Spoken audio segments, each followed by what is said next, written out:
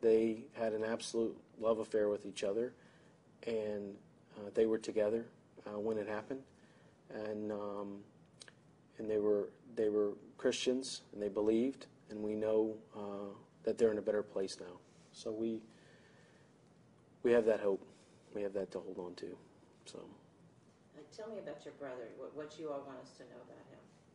Yeah, I appreciate you doing the interview, and the reason we committed to doing these was we wanted the world to know, in sort of what seems to be a never-ending negative cycle, that there's some amazing people in the world, and there's an amazing amount of good in the world, and Matt and Sunday were amazing people, and they had an incredible circle of friends, and they were incredible. She was an incredible mother to her son, to the son, and Matt was incredible. He was an incredible professor. His students loved him. He was incredible at work. He was an amazing brother. He was an amazing son. He was an amazing uncle. They were amazing people, and we desperately want the world to know that they were amazing people, and there are other people out there like that, and we should look for some good, and that's some good that we can look for. His job, his new job, he was going to make a difference at Burn Institute. Yeah, absolutely. He had been teaching. He has a PhD, and he'd been teaching for a number of years, and was still teaching while he was working at the institute that he was at, the Army Surgical Institute. And their center, among other things, specialized in burn research. And it really meant a lot to him. I was a veteran, and I was overseas in the Iraq War. And I was very fortunate, as you can see, that I came back in one piece. Others not so lucky. And I think he felt like the work that they were doing at the Burn Center would be able to help people who were affected by that, and be able to help them have normal lives, and be able to get back to some sense of a normal existence. And he was very passionate about the research, and he was very smart. And the folks that he worked with are going to miss him tremendously, I'm sure. So. And is that part of his character, since he was little, growing up, wanting to make a difference and help? Yeah, he really was. Matt was always one who always looked after other people first, always himself second or third or even beyond that. And he just had an incredibly caring and giving heart. And I think that's sort of representative in a way by this volleyball community that he was a part of, among many other things in San Antonio.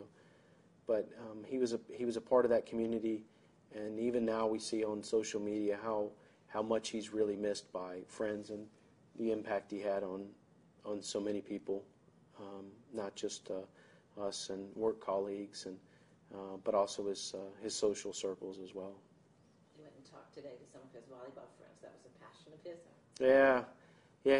He really did love volleyball, and he was very passionate about it. And by all accounts, he was very good at it. He was always, between the two of us, he was always, I have to say, the more athletic one. He was a big golfer. He liked to golf a lot. And we went and played golf not too long ago.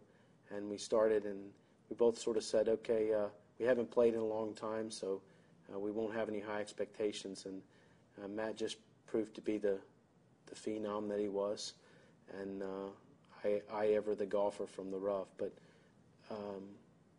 yeah, he was very, very athletic, and made a real impact in the volleyball community that he was part of down there. So, tell me a little about Sunday. Sunday was amazing. She and Matt had known each other for a long time. As I say, they'd been friends.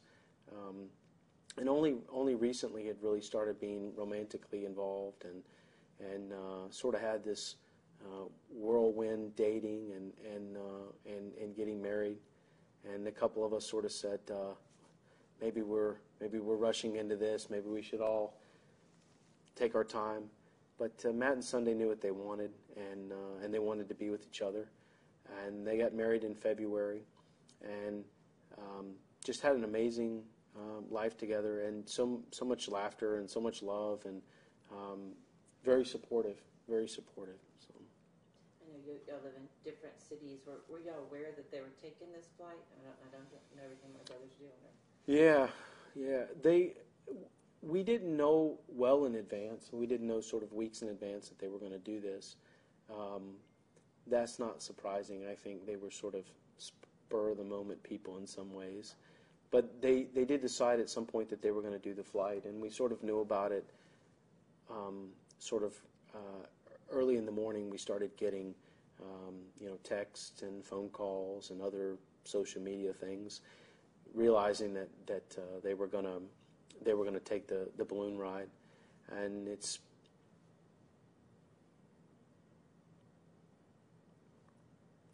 pretty haunting. The photos really sort of kind of continued until just literally a couple of minutes before the reported time of the incident. So they were really